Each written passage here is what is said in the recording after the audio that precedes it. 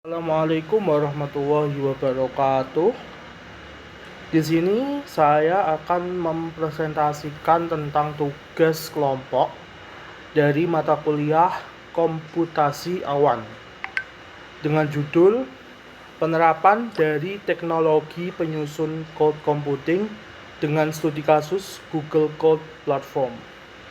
Nah, di sini dengan anggota saya sendiri Yusa Al-Azwa Irhami, NIM 2020-53007, dan teman saya Ahmad Sobirin 2020-53156. Nah, yang pertama yaitu apa sih Google Cloud Platform itu? Google Cloud atau Google Cloud Platform adalah salah satu penyedia layanan komputasi awan terbesar di dunia yang dibangun di atas infrastruktur Google. Seperti kita ketahui, Google adalah rumah dan sumber dari banyak perkembangan teknologi baru di dunia. Banyak teknologi yang telah dikembangkan oleh karyawan Google seperti Kubernetes, Bigtable, Cloud Data Store. Tidak hanya karyawan Google saja, namun masyarakat juga dapat menggunakannya melalui Google Cloud Platform. Nah, selanjutnya yaitu apa saja sih fitur di dalam Google Cloud Platform? Yang pertama ada Google Computing Engine. Nah, di sini menurut TechTarget, fitur pertama yang disediakan oleh Google Cloud Platform adalah Google Computer Engine. Yaitu layanan ini adalah IaaS atau infrastruktur sebagai layanan yang menyediakan mesin virtual just in time untuk menampung beban kerja pengguna. Mesin ini juga dapat memfasilitasi perkembangan pesat, dilengkapi dengan penyimpanan disk yang kuat dan memberikan kinerja yang stabil. Server virtual ini tersedia dalam berbagai konfigurasi, termasuk ukuran yang telah ditentukan atau kemampuan untuk membuat jenis mesin custom yang dioptimalkan untuk memenuhi kebutuhan pengguna. Nah, yang kedua fiturnya yaitu Google App Engine. Nah, fitur ini merupakan produk dari platform as a service atau disingkat PaaS yang dapat memberikan pengembang akses ke alat mesin scalable milik Google. Pengembang juga dapat menggunakan pengembang perangkat lunak yaitu atau SDK untuk mengembangkan produk perangkat lunak yang berjalan di App Engine. Nah, App Engine sendiri dapat memungkinkan pengembang bekerja lebih efisien dan dinamis dengan membantu mengembangkan berbagai bahasa markup dan alat pengembangan. Nah, selanjutnya yang ketiga ada Google Cold Storage.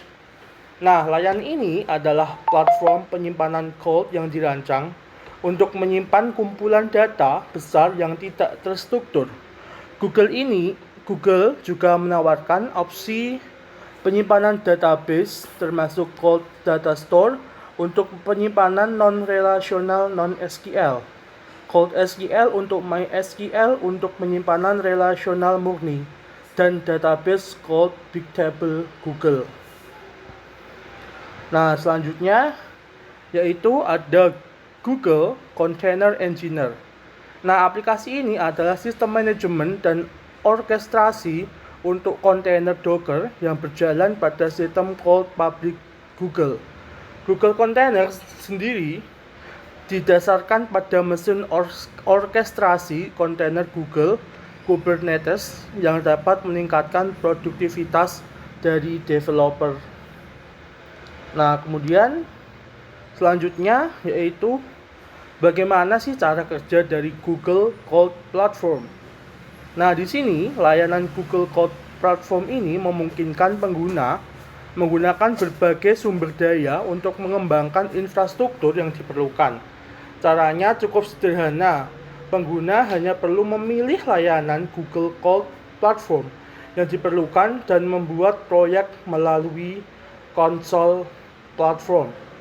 Selain itu, pemilik proyek dapat menentukan anggota tim dan administrator mana yang dapat mengakses layanan dan aplikasi yang sedang dikembangkan. Nah, begitu penjelasan yang bisa saya sampaikan. Untuk penjelasan selanjutnya akan dilanjutkan oleh teman saya, yaitu Ahmad Sobirin.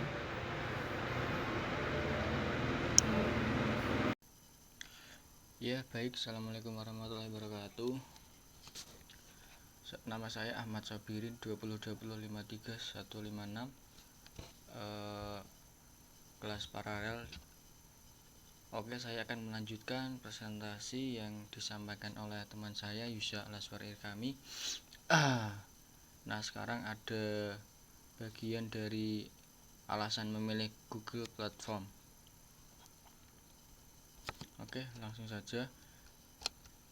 Alasan memilih Google Platform: yang pertama, menjalankan aplikasimu dimanapun yang kamu mau. Jika kamu penikmat teknologi open source, Google Cloud yaitu pilihan yang tepat, sebab banyak servis Google Cloud yang sangat mendukung open source. Hal ini juga membuat arsitektur dari aplikasimu terbebas dari vendor lock, sehingga kamu bisa menjalankan aplikasimu dimanapun yang kamu mau. Oke, itu alasan yang pertama.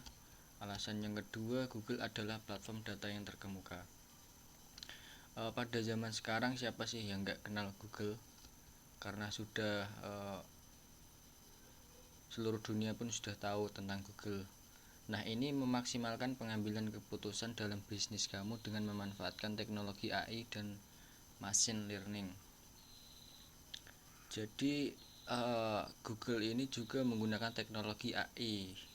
AI ini adalah asisten intelijen dan juga machine learning. Mesin untuk secara semua serba otomatis untuk menemukan apa yang kita cari. Google dapat membantu kamu untuk menyediakan teknologi tersebut dengan data yang terkemuka. Alasan yang ketiga adalah teknologi ramah lingkungan. Google menjamin seluruh teknologi yang mereka tawarkan adalah karbon neutral atau ramah lingkungan. Jadi dengan teknologi Google Cloud, kamu secara tidak langsung mendukung pelestarian bumi. Jadi Google ini juga termasuk teknologi ramah lingkungan. Sekarang ada kelebihan Google Cloud Platform. Ada keamanan data kelebihannya. Maksudnya menggunakan layanan Google Cloud Platform memungkinkan kami memiliki jaminan keamanan data tingkat tinggi, yang merupakan faktor penting dalam menciptakan penawaran layanan berbasis internet. Jadi data ini udah dijamin oleh Google akan aman. Karena di sini Google media penyimpanannya adalah sangat aman dan dia diawasi oleh pihak-pihak Google sendiri. Yang kedua ada fleksibel. Dimanapun kita berada, kita dapat dengan mudah mengakses data yang kita simpan di Google Cloud. Dan yang perlu kita sediakan hanyalah akses internet. Anda juga dapat menggunakan RESTful API agar aplikasi yang Anda buat dapat diintegrasikan ke dalam smartphone Android atau iOS Apple. Nah, ini juga kelebihannya fleksibel ya. Jadi dia bisa diintegrasikan ke dalam smartphone Android atau iPhone. Kelebihannya selanjutnya ada data terpusat. Penyimpanan terpusat sangat penting untuk menciptakan layanan berskala besar, terutama jika penggunaan layanan tersebut banyak. Yang selanjutnya ada penghemat biaya. Jika kita memikirkan investasi jangka panjang, layanan Google Cloud dapat mengurangi biaya pembelian infrastruktur sistem yang kita butuhkan untuk membuat aplikasi bagi bisnis kita. Jadi penghematan biaya ini sangatlah menguntungkan bagi kita yang ingin mempunyai aplikasi bisnis. Jadi tidak terlalu boros dalam pengeluaran biaya.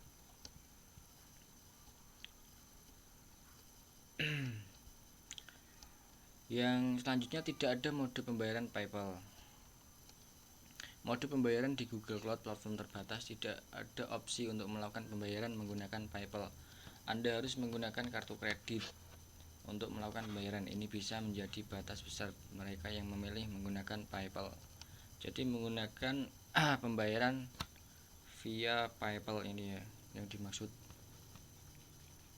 atau menggunakan kartu kredit untuk melakukan pembayaran. Selanjutnya tidak ada bantuan langsung. Ini termasuk layanan dukungan di GCP mungkin tidak selalu memadai. Tidak ada opsi bantuan langsung yang dapat dihubungi. Jika Anda mengalami masalah, Anda harus mengatasinya sendiri. Meskipun ada dokumentasi yang lengkap, namun tidak selalu cukup untuk menyelesaikan masalah yang dihadapi. Selanjutnya lebih sulit dari setup VPS. Bagi pengguna yang terbiasa dengan shared hosting, GCP bisa menjadi tantangan. Membangun dan mengelola infrastruktur cloud Anda sendiri membutuhkan pengetahuan teknis yang lebih besar dan bisa menjadi lebih sulit daripada setup VPS biasa. Itu tadi adalah kekurangan Google Cloud Platform. Jadi di sini ada 3. Yang pertama, tidak ada mode pembayaran via PayPal, tidak ada bantuan langsung, dan yang terakhir lebih sulit, dan selanjutnya lebih sulit dari setup VPS. Kekurangan selanjutnya ada dokumentasi dan artikel berbahasa Inggris. Sebagian besar dokumentasi dan artikel bantuan GCP berada dalam bahasa Inggris. Meskipun terdapat artikel terjemahan dalam bahasa Indonesia, terkadang kurang akurat, membuat pengguna non-Inggris kesulitan memahami infrastruktur dan informasi. Kekurangan Google Cloud Platform yang terakhir ini ada banned tanpa pemberitahuan. Jadi kadang di banned dari Google Platform, tapi tidak ada pemberitahuan khusus ya. Jadi maksudnya seperti halnya AdSense, akun GCP Anda bisa saja diblokir atau diberikan banned oleh sistem, dan hal ini biasanya dilakukan oleh algoritma yang berpotensi membuat kekeliruan. Jadi ini harus benar-benar sesuai apa yang Google Platform mau. Jadi tidak sembarang membuat akun GCP yang tidak benar, nanti akan kena banned dari Google Cloud Platform. Itu merupakan kekurangan Google Platform. Oke, mungkin itu saja yang bisa saya sampaikan. Demikian presentasi dari saya dan rekan saya Yusak Laswar Irkami. Apabila ada kata kurang yang berkenan, saya minta maaf. Assalamualaikum warahmatullahi wabarakatuh.